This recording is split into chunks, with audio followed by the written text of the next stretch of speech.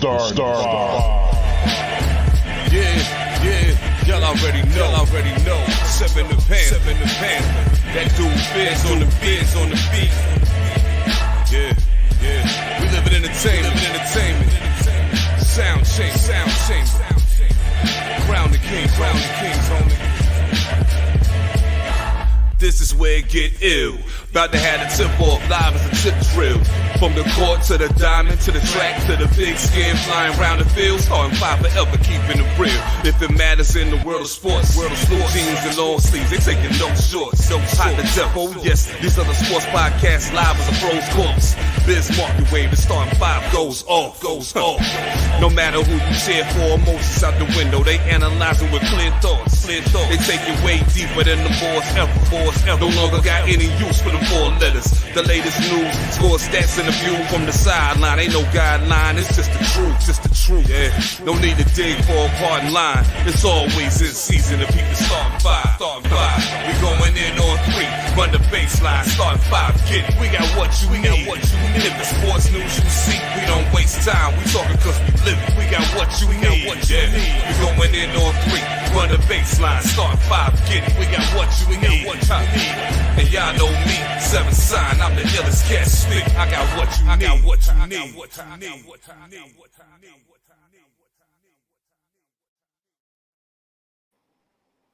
Peace, what up, everybody? It's your boy, the mayor, that DJ named Ace5. Your mom's favorite fat guy, all the way from deepest, darkest Africa, currently held hostage.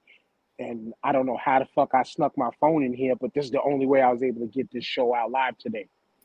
We're back with the newest episode of the Star 5. As always, y'all see that QR code next to Jamal's head. Hit that QR code to find us everywhere on the planet. And with that being said, we plan to make sure that this show is better than last night's Royal Rumble. Jamal. What's good, everybody? Mayor, TJ, how y'all doing today? Everybody out there? I'm hearing about this Rumble. I'm hearing how lackluster this Rumble was, man. I didn't watch it myself, but... Man, listen, all I know is the WWE should feel fortunate if they still have a number of Peacock subscribers left after last night. They really play us for a fool, TJ. I'm sorry. What's good, gentlemen? Hey, no, your frustration is well noted, sir, as well as many others I've seen on the web earlier today. Besides the crappy weather, it's been a good week for light-skinned brother number one over here. You know, on a personal level, can't complain. Knocking out some goals. Finally, good to see the grind pay off. So, you know, the first quarter of the year is going as planned. Looking forward to bigger and better things come by the summertime. But besides that, you know, stay warm, people. It's fucking 9 degrees outside. You don't need to get more ashy than what you already are. If you got a cut, buddy, better get skin close, brother, because that shit is wicked cold outside. You know what I'm saying? Yeah, very Boston of you, wicked cold.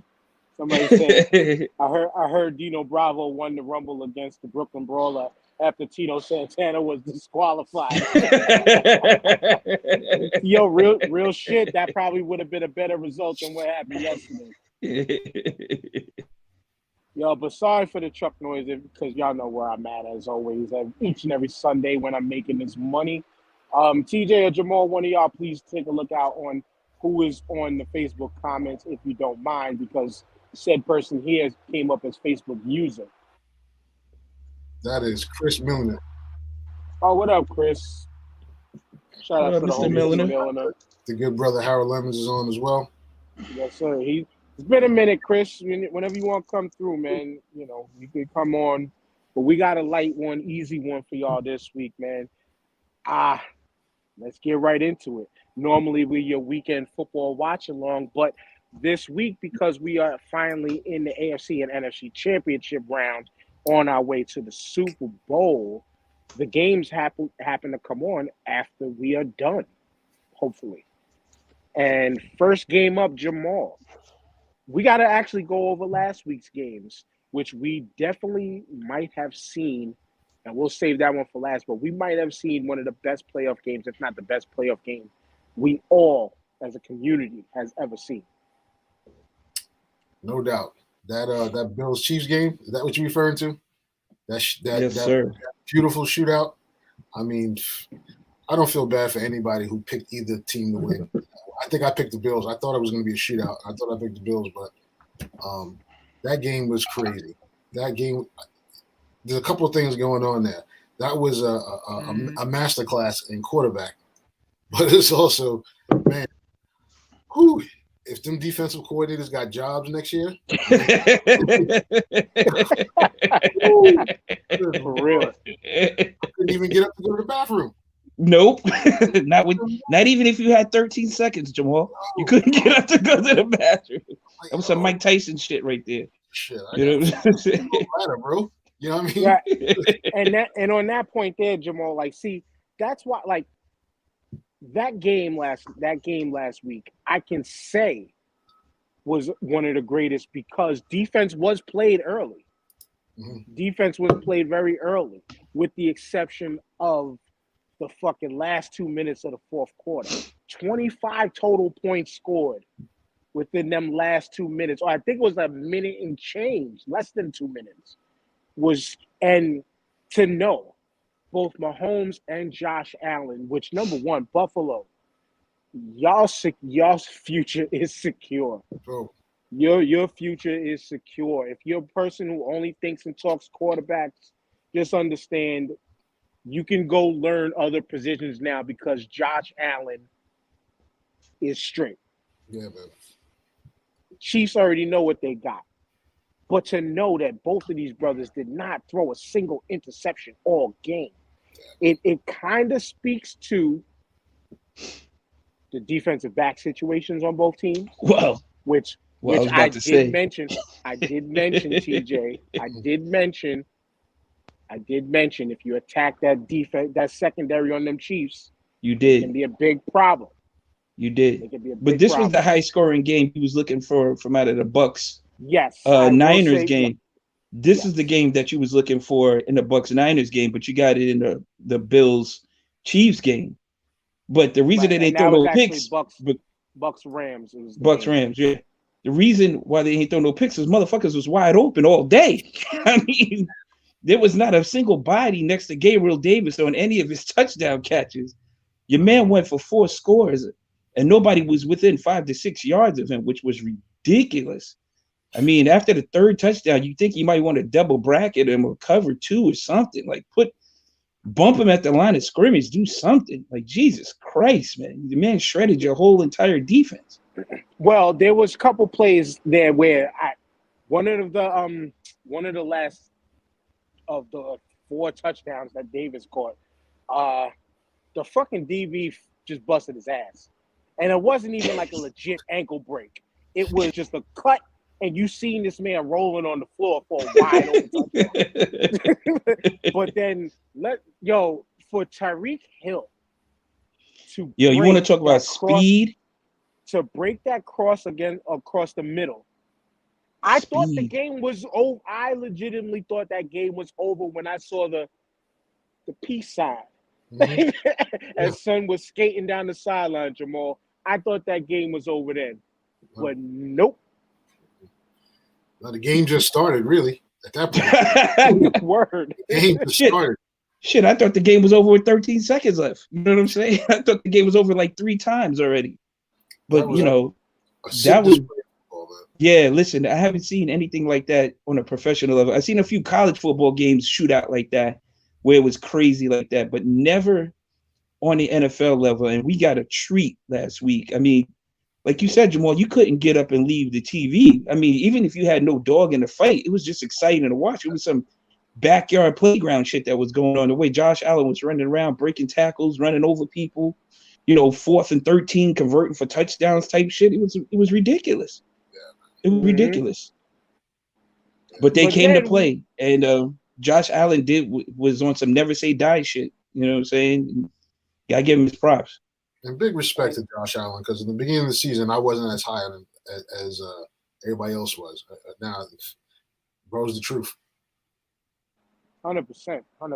But the Buffalo Bills also learned, as everybody else who had to lose the game to the Chiefs at like the waning seconds of the game, you never, ever, ever, ever, ever, ever, ever leave Travis Kelce as open as they did.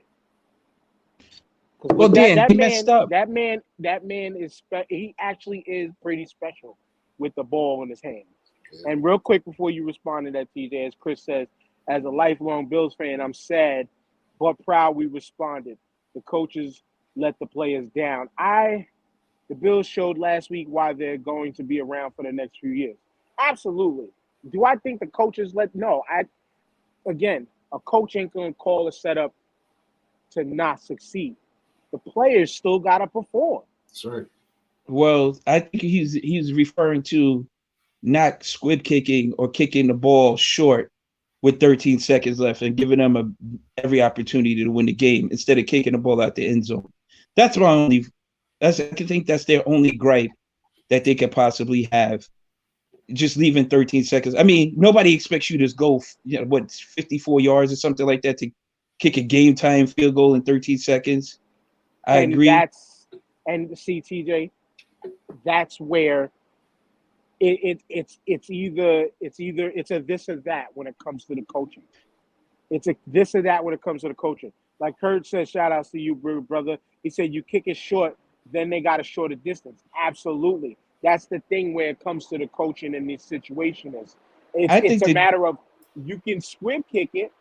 Go ahead, TJ, because I got truck noise here. I'm sorry. Yeah, so I think what the defense got lax, they thought 13 seconds, there's no way they're going to get close enough to kick a field goal. I think they thought in their minds that they had enough time to run the clock out, and it was a lapse. Okay, and that's where it shows that they look lax because they was in that prevent, don't get beat deep. But again, when you have the speedsters that Kansas City has, and you don't leave Travis Kelce open because that man can break anything. We've seen it, I think, in one of the last games of the year. When fucking bro with that breakaway 60+ yard touchdown run. Oh yeah, that's right. Yeah, you don't leave that man as open as you do, regardless.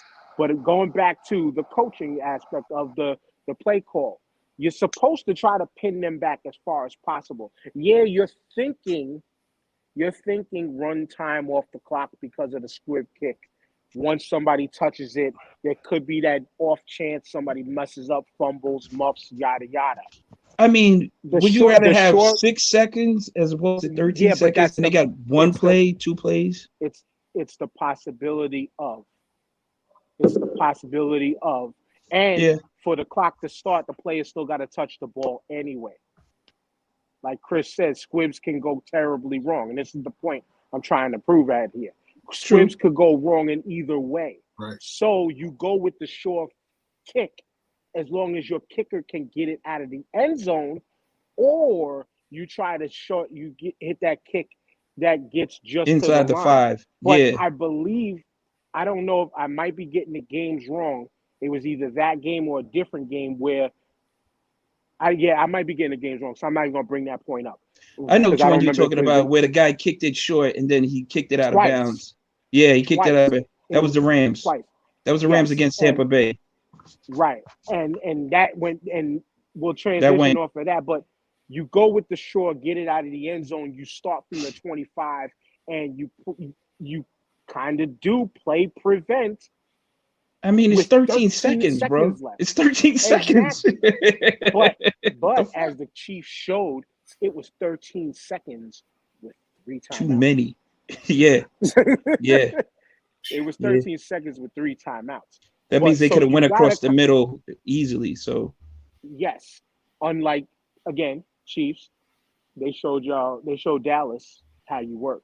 13, 14 seconds left. That's what a lot of people were saying last week too. But transition into the Bucs-Rams game, those kicking incidents, 2 in a row. Once again, this is where you could kind of say coaching, taking your foot off the gas pedal, almost did the Rams in. This was the game, like you mentioned, TJ, that, I'm not trying to toot my own horn. I fortunately picked everything right last week, with the exception of the Caesars a bet. Tom Brady fucked that up for me by not throwing a touchdown.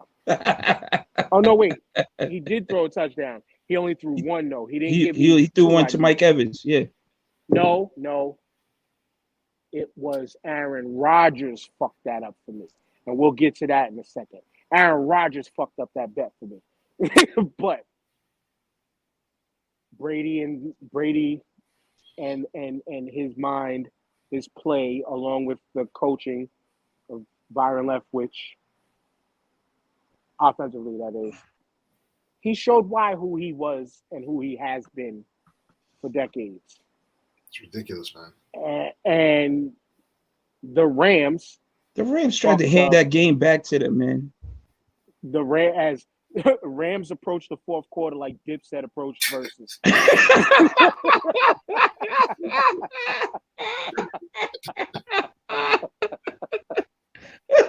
All right, enough said. I don't need to even follow that comment up, bro. I'm gonna move on. I'm not gonna say.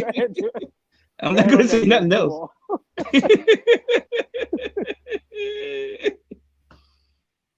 Man, like who saw that comeback coming though? I didn't, man. They the beats on them to the point I was like, oh well, this is how the goat's gonna go out, and they found a way to come back, man. Jamal, I literally told my pops, this is not Atlanta. You know what I'm saying? I literally told my pops, this is not Atlanta. They're just a much better team. And there they go, fumble one, fumble two, interception. Whoa. Like it was just the wheels fell off, bro. Back-to-back plays on both sides from both teams. That's right. Fumble, then fumble. Who would have when the Rams recovered the Bucs fumble? I was like, here you go. You're back in the driver's seat. Immediately the next fucking play. Nope. Like, holy you can't crap. do that with Tom Brady, man. He showed why you're right. He showed why he is who he is. But I think the story of the day was the man smells blood in the water, bro. Once he smells blood in the water, bro, it's a wrap. He's coming for you. He's coming for you. That man's will is something else. At his age and still playing the way he plays. I mean, he don't have to beat you with the deep threat. He's just surgical with his shit, man. He knows where everybody's supposed to be at. He knows where your weaknesses are. He's going to attack that until you find a way to stop it, or you get in his face and sack him. One of the two. Man is just too nice. Well, but we could say happy trails to Tom Brady, but then I also seen a link come up that said Tom Brady did not yet define to the Bucs that he's retiring. So we'll wait for official word, because everybody was giving him his farewells and the swan songs and all that stuff. But then I kind of seen what is Lee Corso's catchphrase? Like, hold up now, or whatever it is, or like slow down, or whatever the fuck it is. But that's what I heard when I seen the article. I heard Lee Corso's catchphrase, and it was like, Tom Brady did not declare yet to Bucs front office that he is retired. He shouldn't. But should he? I don't think he wants to go out like that. I don't think he wants to go out like that last game, bro. They was missing vital weapons, and they made a game out of that. They could very well be playing today. Could have very well listen. He was tight, and the fact that you let Cooper Kupp run wild past your secondary. This guy's your triple crown receiver. I don't know how you not double him and just drag him to the ground before he leaves the line of scrimmage. It's just unacceptable. Let somebody else beat you, but don't let Cooper Kupp beat you for the game-winning field goal. That shit was ridiculous. Yeah, well, I'm glad it happened. First off, but second, real quick aside though, Jamal, and I'll throw just this one to you. Mm-hmm. Cooper Kupp and that triple crown, like even he, and I congrats and salutes to him on the achievement, but even he recognizes that this wouldn't be if it wasn't for that game 17, that week 17. It's true. Or that 17th game. You know what I'm saying? And that was kind of, we talked about the 17th game, week 18 shit a week or two ago. But do you think we're going to see more records like this broken, Jamal, because of this now added game? Yeah. I mean, it's more opportunity. I mean, you get more chances to do these things. This extending the season does a certain amount of things. Like one, extending the season worked in reverse. It preserved that undefeated season by the Dolphins. It's much harder to do that now. Ooh, With good all call. these games, so on top of it, I know, it really, a lot of folks didn't really think a 17th game was a good look, but we got one of the best playoffs I've ever seen this year. Good season and good playoffs, man. So, I mean, I'm all for it, but I think with that extra game, you're going to see a lot of records broken. With that extra game, I think mad rushing titles are going to fall, because how many rushing titles would have been caught, tied, or broken if they had one more game to play? I don't know, because the running not much. Or maybe sacks, sacks too. Sacks, or maybe, sacks. yeah, but the running game. Sacks. Keep going, Jamal. Yeah, the running game. What I was going to say. The running game now is the ball's been taken. The halfback is not emphasized like it is. You're not seeing that many folks getting that many carries, or at least one person getting that many carries. So those rushing records may be safe, as new age offenses have de-emphasized the backfield. Okay. As Chris said, records are still good. OJ did 2,014 games. Will never be replaced. And he said, no one is still catching Jerry. I don't know. I don't know. It took Emmitt Smith, 18 seasons to catch Barry,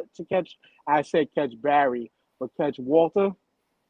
And I should have left it alone at Barry, because if Barry just stayed a couple more seasons, he would have made that. He would have made that record to the point where Emmitt Smith would have said, "You know what? Fuck 18 seasons. I'm leaving once I'm done with the Cowboys." He would have made that shit up.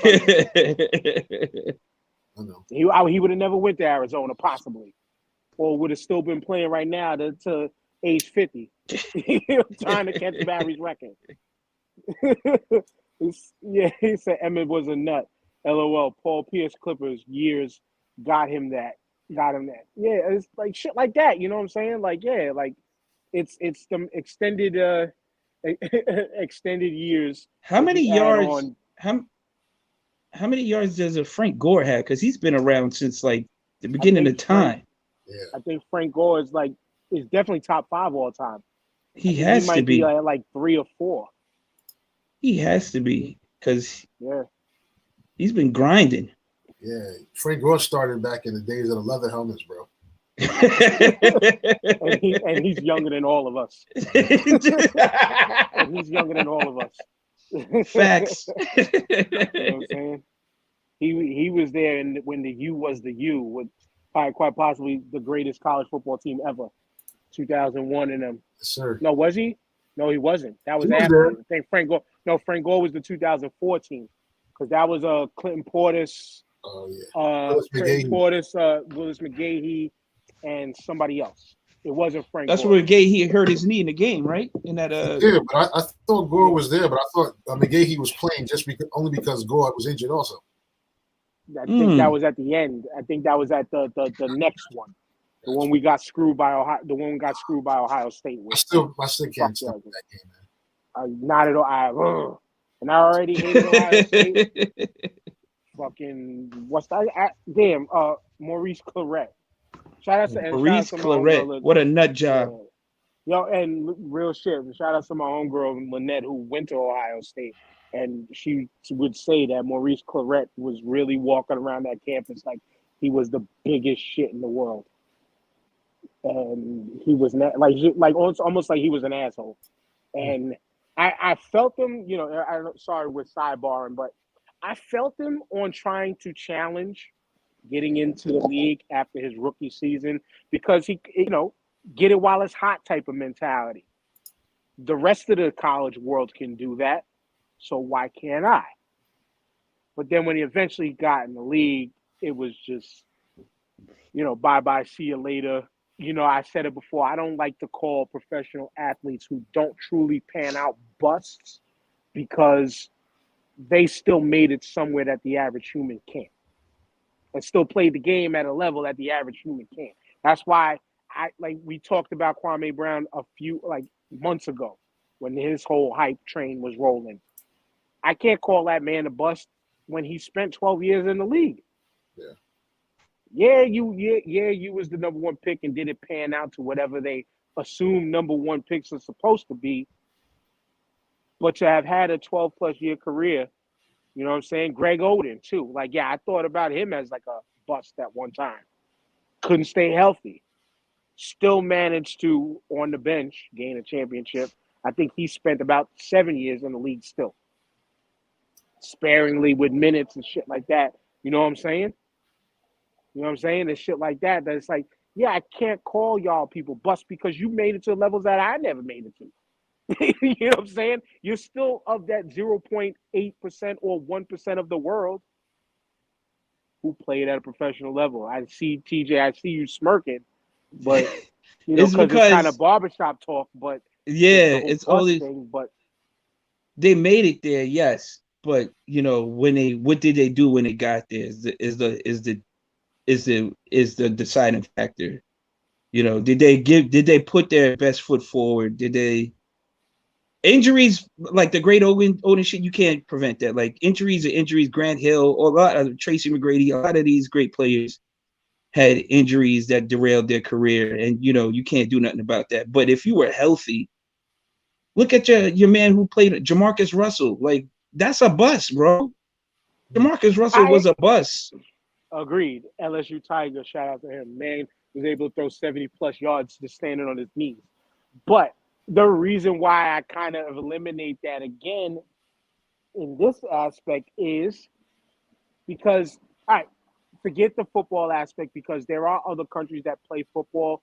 But no, I will bring it in because if you take that person and try to put them into, say, a league that my man played in Poland and then played in a league in Finland, you're better than probably 99.99999% of that league.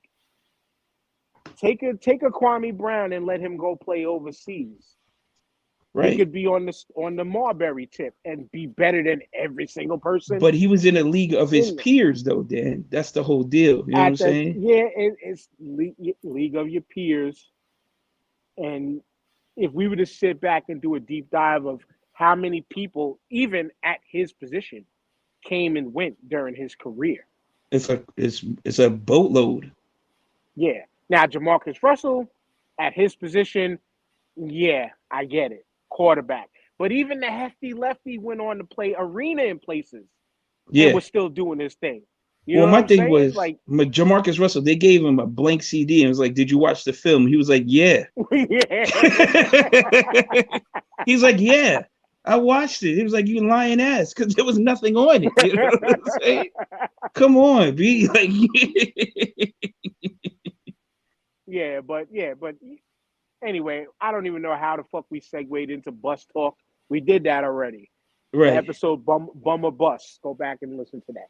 But you know what? We kind of segued into this shit because that's kind of how irrelevant the other two games felt. You know, I mean, the Bengals Titans game, like I did call for the Bengals win, I believe, and I didn't. Listen, You know, hey, Joe Burrow, man, LSU, Jamar he Chase, got sacked 9 times, Dan. That shit can't last forever, bro. It's gonna yeah, catch up to well, him. yeah, You but can't get sacked 9 times and pull out a W every time, bro. It's not that offensive line is a sieve, bro. It's just like well, sandbags at the levee. You know what I'm saying? Like they're breaking. right. Left though, that's going to do that to him though.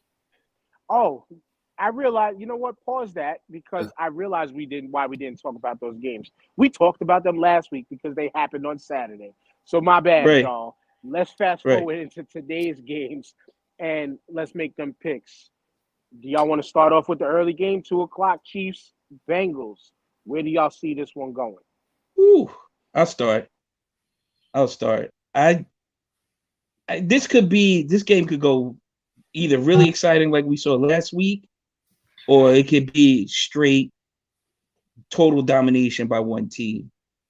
I mean, the Bengals got a great defense. I don't know if they're going to bring their offense can bring the same energy as the Bills bring last week. Like I said, due to that offensive line is going to be a problem. and it was like a party in the backfield for most of the day. But Burrow still got his shit off. Jamar Chase is a legit stud #1 wide receiver. You have to put bodies on that man, and he's strong too. He attacks the ball at the point of attack.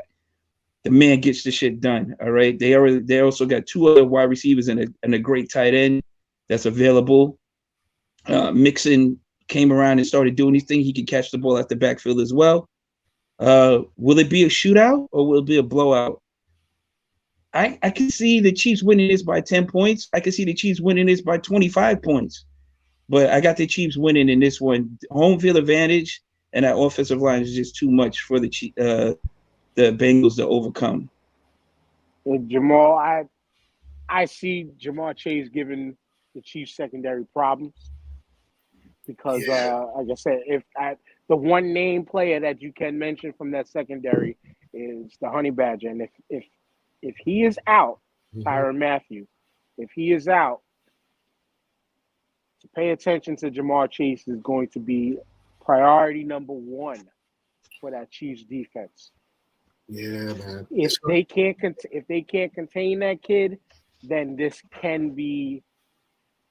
If they can contain him, it'll be a blowout. If they can't contain him, it's going to be, to me, a Chiefs win by a touchdown or less this week.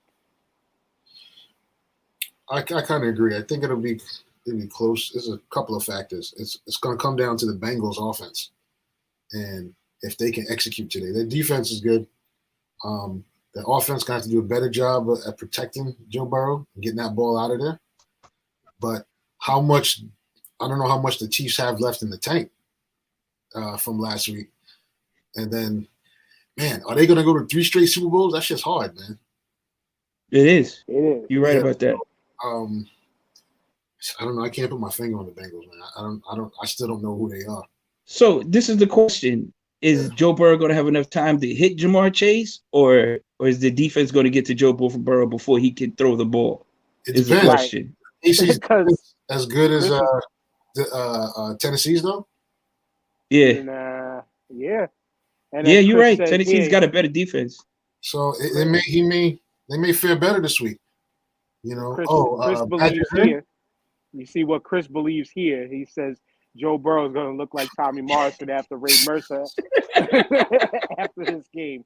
So, all right. So I'm gonna go Chiefs in a close one, man. Yeah, that's what I like too. I think Chiefs in a close one. The underestimation of the Bengals this season is done. I think now because of the way the Browns look, shit's up in the air. Big Ben just retired. Peace out on 18 seasons.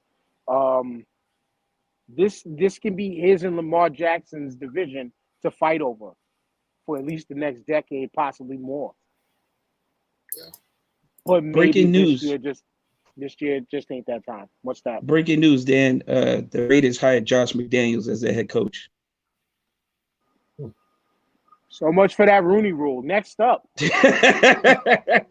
Rams versus the 49ers. Now, I believe the Rams haven't beat the 49ers in 6 games. But I think Jamal will we'll start with you. I think I see differently. Yeah, I think the Rams are going to take them. They got too much.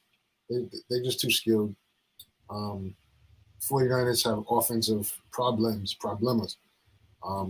Good defense, but I think the Rams they do for a win against them. They're too much talent right now. Yeah, they say styles win fights, right? So it seems like the Rams, the 49ers always have the Rams number when they play them. And I'm sure the defense is going in with a ton of confidence against this team today after past performances. But like you said, I don't think they had Odell the last time they played, or did they? But no, right?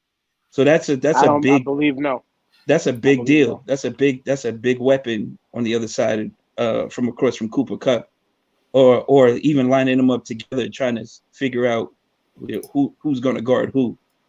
That Rams defense, man, Donaldson, Ramsey, Von Miller, they just got a bunch of heavyweights on that side of the ball, and they're going to be coming for Garoppolo. Garoppolo didn't inspire any type of confidence in me the week before playing against Green Bay. I don't know what the hell that was. He was barely a game manager in that one. I think the Rams might get a couple of picks today and walk this one off. I think they win by at least a touchdown, if not more. Like Chris called it Rams by 17. And yeah, as you name drop like you so eloquently do, you do that like you name drop like the game does. But but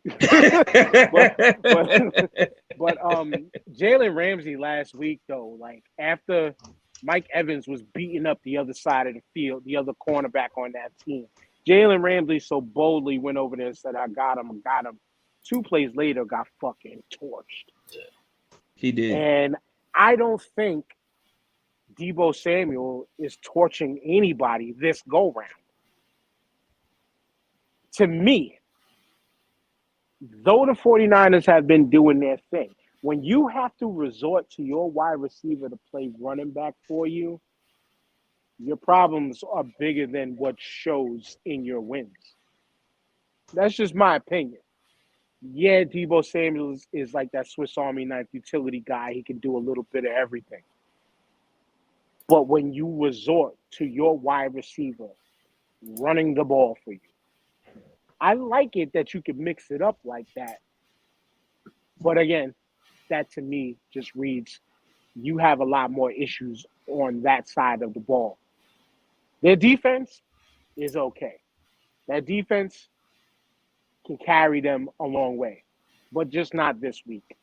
I'm going by 10. So right in between y'all picks and Chris's picks, because he thinks 17, I'm going by at least 10. The Rams right there wrong against the 49ers, and they do what Roman Reigns couldn't do against Seth Rollins last night and get that fucking win. They host their own Super Bowl. That'd be dope. So that would home be field crazy. advantage. And we'll give our Super Bowl predictions next week. Next weekend, we'll give our Super Bowl predictions for who we think will win. Rams or Chiefs. Yeah, I'm calling it now. We'll talk about that next week. All right. Next up, in the world of hip hop. And we can only say it's the world of hip hop because of the 2 people that are the faces of this charge that's going on right now in the legal world and the justice system world. Jay-Z and Meek Mills have been pushing for a bill to end for rap lyrics to be admissible in court. Y'all thoughts? That goes into the whole freedom of speech, right? Like First Amendment, right to say what you want, whether it's agreeable to you or not. You know what I'm saying? That's your right to say you hate this or you hate that, or, you know, how you feel about a certain particular person, race, or human being. That's why we live in America. You can have the right to say that without being persecuted for it. So, I mean, even though your words have actions and consequences to it, that's not the way you should be doing it. Also, why are you just rhyme about shit that you just did? Like, why are you telling on yourself? Like, I just don't understand that either. Like, this shit makes no sense. Like, you're blatantly bragging about a crime that you committed on a song. What the fuck are you doing? Like, as Mr. Fantastic said it, rap snitches, telling all their business, sit in the court and be their own star witness. Do you see the perpetrator? Yeah, I'm right he here. right here. Fuck around, get your whole label set up for years. Jamal, there's 2 songs that if y'all never heard these 2 songs, plus there's a documentary. Shout outs to this guy named Trap Lore Ross. Trap Lore Ross. It's a dude out of the UK who makes documentaries about the trap music scene, gang life, and shit like that. He did this one about Jacksonville. I posted it in HHDG. I might have posted it in the Star 5 group. I've been telling people, yo, watch this shit, but also watch that kid's documentaries because he does put together some good documentaries, right? And the one he did about Jacksonville was the one that made me think about this law. And though I believe it is a great law because Yes, it protects freedom of speech, which is one of those number one things in this country next to guns. And for some, the church. No disrespect to y'all. But protects freedom of speech. These cats, this kid, Young and Ace, did a song called Who I Smoke, right? In this song, I wish I could throw a snippet up, but I'm not doing all that on this phone. The young kids, if y'all don't know, to hit some of y'all elder statesmen and women out there, when they say that they're smoking on a pack of such and such, that means they're smoking their op, they're smoking the dead enemy. These cats was name dropping all cats that their 2 clicks killed over time. They were self-snitching on their whole crew within the lyrics of their song. Then the enemy from the other side of Jacksonville, this kid named, he goes by Julio or Julio, he did a joint called When I See You over Fantasia's beat, I think, from a song When I See You. And he's dissing Young and Ace's crew's dead ops. If the courts wanted to, and again, both of these cats too were also involved in drive-bys, getting shot, cars getting shot up. Young and Ace they were going out to celebration for a birthday dinner. Car got shot up in a drive-by. His fucking little brother and the person in the back both died. He survived behind the wheel. They were rapping about these shits in their songs, in the videos, all that shit. So there has to be a point where you have to self-contain and stop rap snitch condition on over your damn self. I think this is the part, Jamal, I think this is a part of the problem when people talk about quote-unquote hip-hop. Well, they'll use the label of the culture just talking rap music. But in rap music, when they say these cats lyrically they suck, they need to get better, yada yada. They're not of this era, they're not of that era, even though we've had the same shit from our era. But it shows a huge lack of creativity in their rhymes instead of just trying to be the realest and rapping the realest shit. They're fucking telling on themselves. Yeah. If they get that bill to pass, I mean, shout out to them. That's crazy because isn't there a better hill to die on though? For real. And if you tell it on yourself, but you don't want it to be used against you, it don't make no sense to me. Just keep your mouth shut. I mean, I don't know.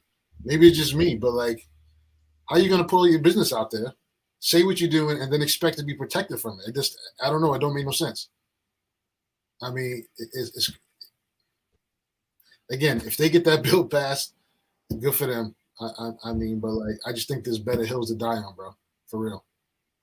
I could dig that, but and as Chris says, freedom of speech got nothing to do with this. Freaking senseless gun violence, fam. How come our rap legends live by code? Because it's just, You muted yourself. You muted yourself. My bad. I said this is just generational shit. You know what I'm saying? This is generational shit. And let's remember, each era had its rebels. We were rebellious against our own parents. My kids, in some sort of a way, are rebellious against me in certain ways. You know, not bad ways. It's just go clean your room, and they'll just sit there on their phone or some fuck you shit. You know what I'm saying? Without saying fuck you, because my daughters would get punched in the teeth for that. But generationally, we all had our moments, especially when it comes to rap. The next generation might have listened to certain cats and got on. Then the younger cats was just like, you know what, fuck them older dudes, because them older cats, you know, they like the younger kids didn't want to listen to the older cats who might have not been steering them what they thought was the right way.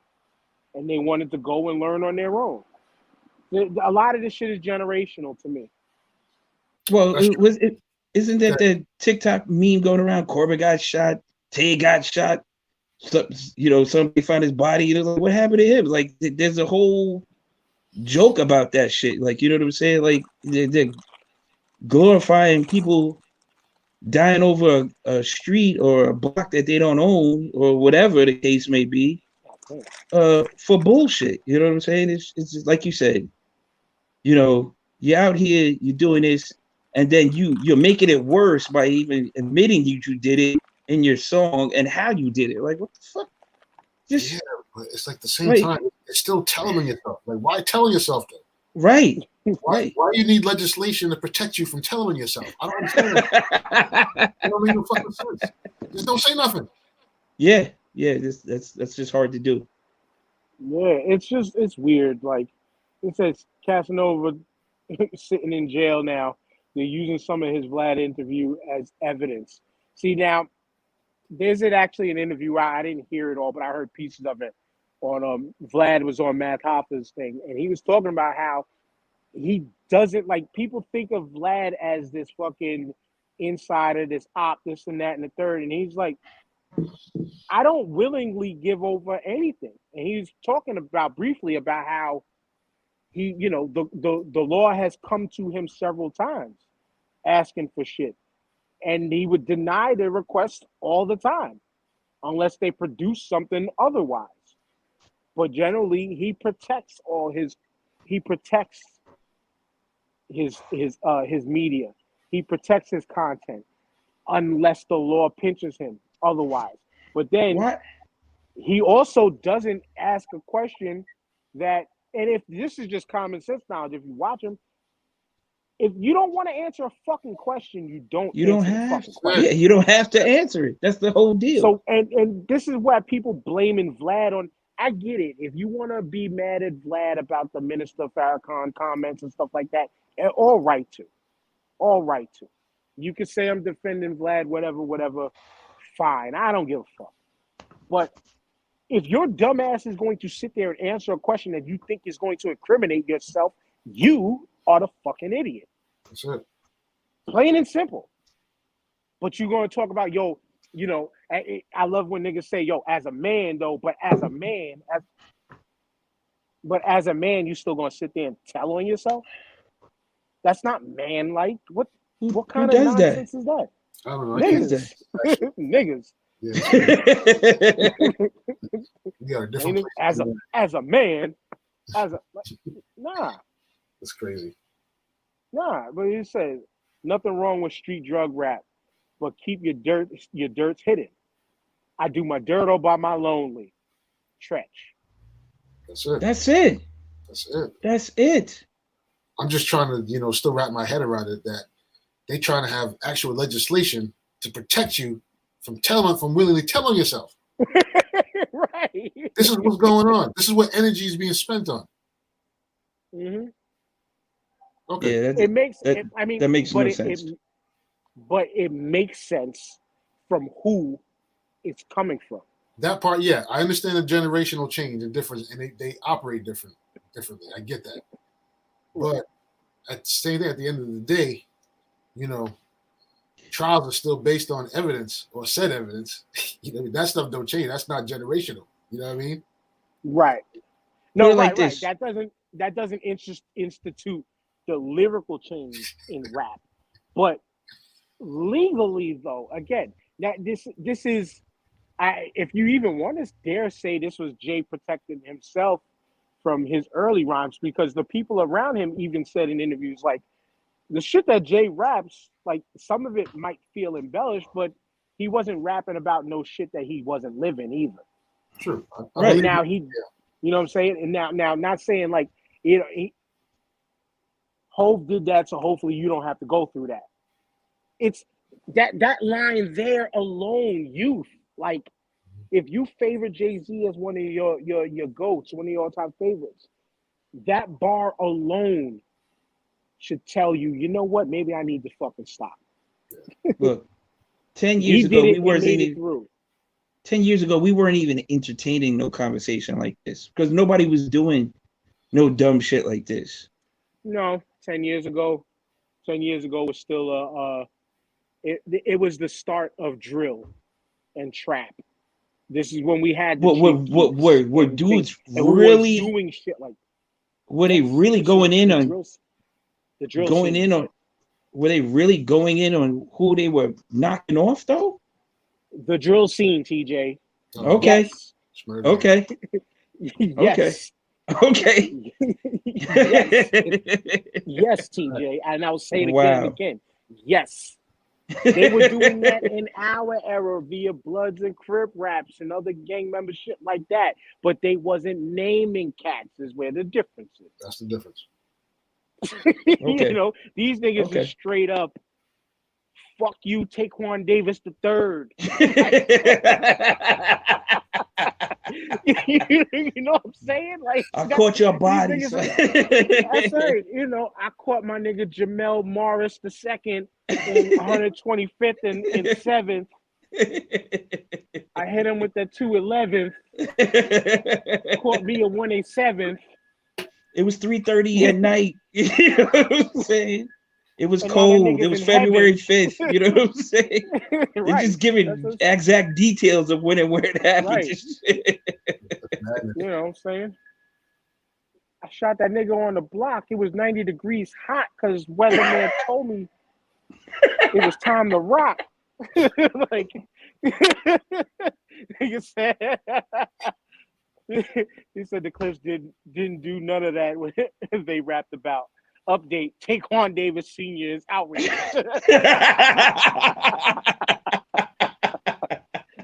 Holy shit! But what I'm really outraged at though is the Major League Baseball Hall of Fame.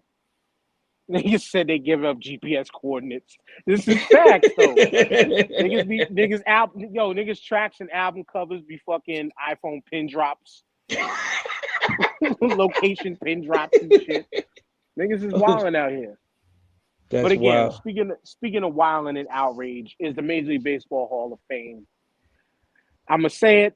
I've said it before. I'm gonna say it again. Fuck you, writers of the Baseball Hall of Fame. Fuck every one of you writers who have a vote for the Baseball Hall of Fame. I doubt y'all will see this, and if y'all ever do, even if one of y'all do, fuck you. And hopefully somebody writes a diss track about you one day, smoking your pack while you're living. By the way, yeah. We're not advocating for none of the harsh stuff. But no, really though, fuck you, fuck every one of the writers from the Baseball Hall of Fame, except for those who voted for Barry Bonds, Roger Clemens, Sammy Sosa, all the quote unquote steroid era people. You fucking should be ashamed of yourselves because let's be real. You just voted in. Last year, forget it. Last year was a travesty. They voted nobody in because they feel, oh, Edgar Martinez, you were a DH. You don't deserve to be in. Yet you were one of the greatest hitters we've ever seen. Garbage, man. Fucking Barry Bonds, the GOAT baseball player. I don't give a fuck. You can fight me all you want. Greatest baseball player to ever live and play this game. The man had Hall of Fame numbers before the steroid allegations. Way before.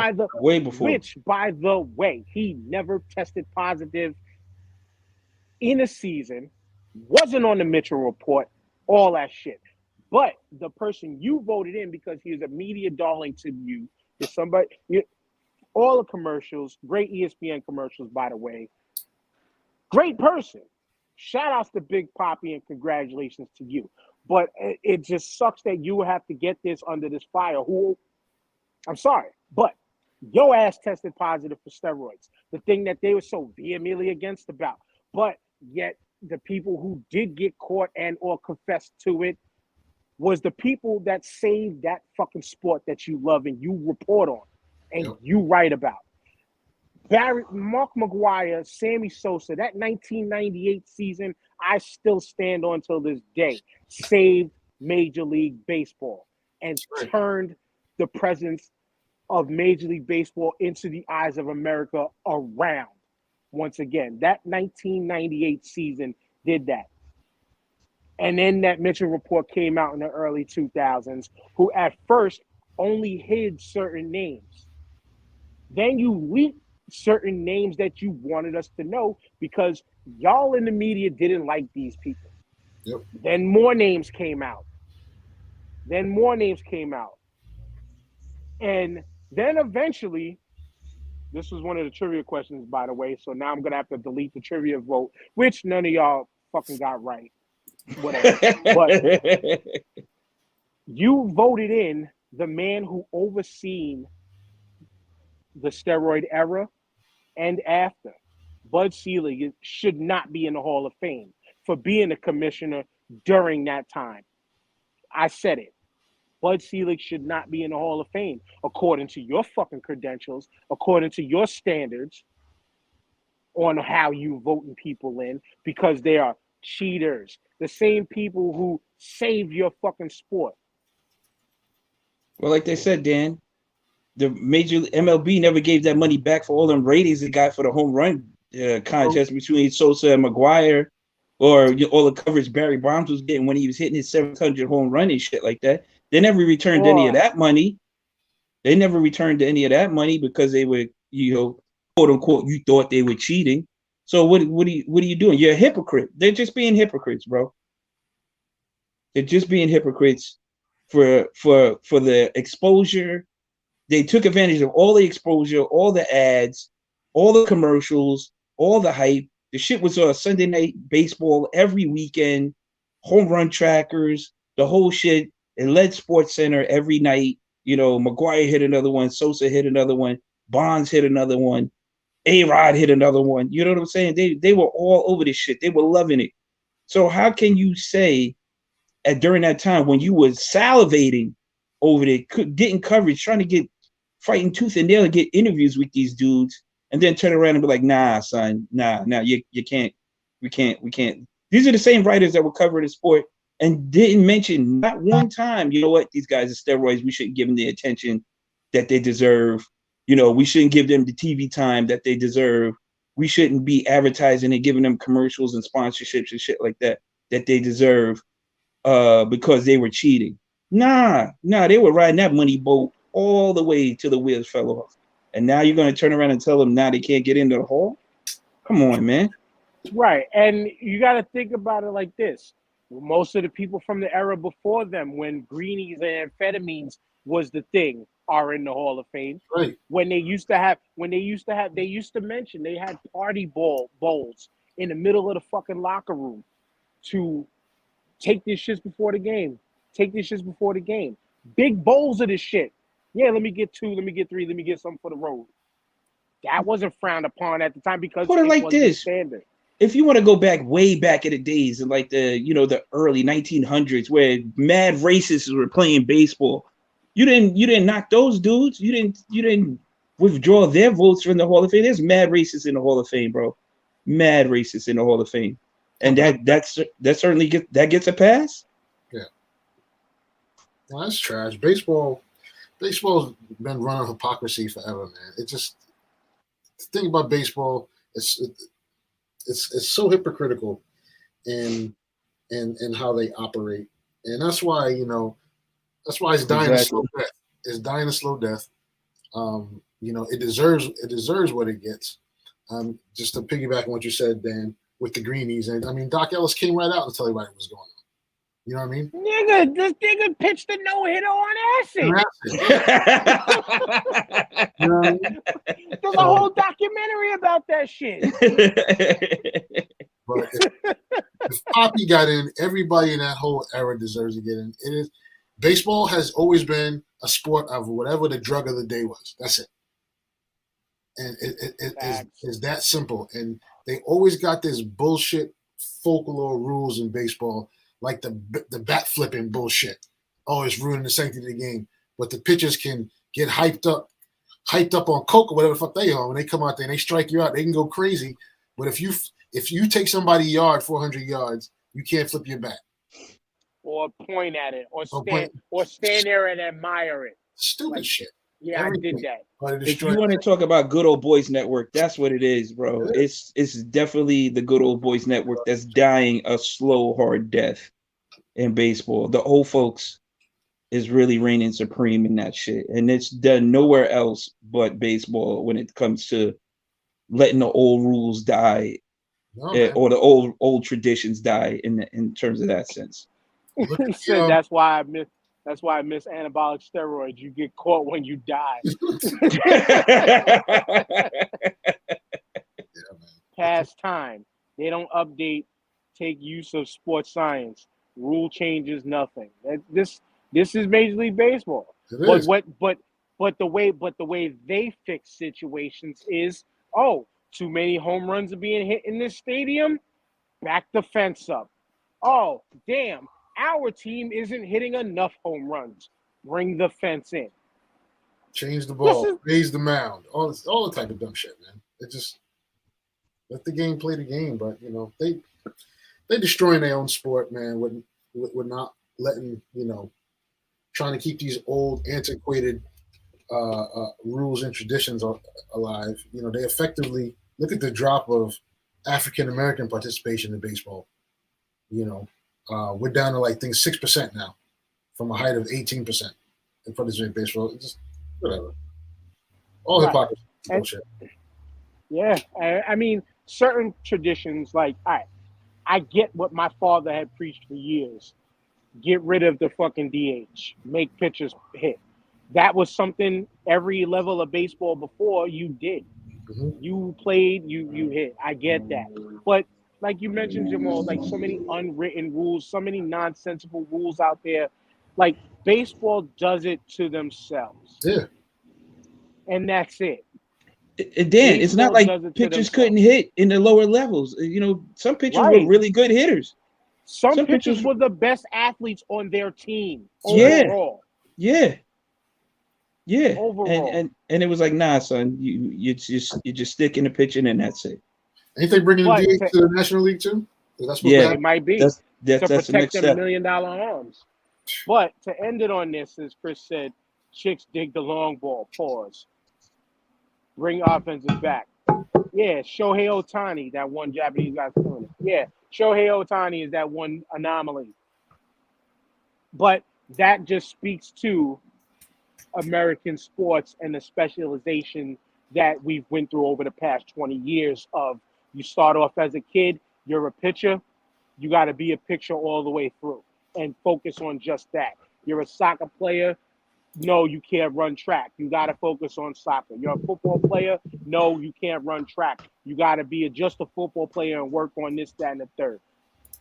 So many kids from our eras and stuff, we played everything. If you were able to be in a league or afford to be in a league, you played everything.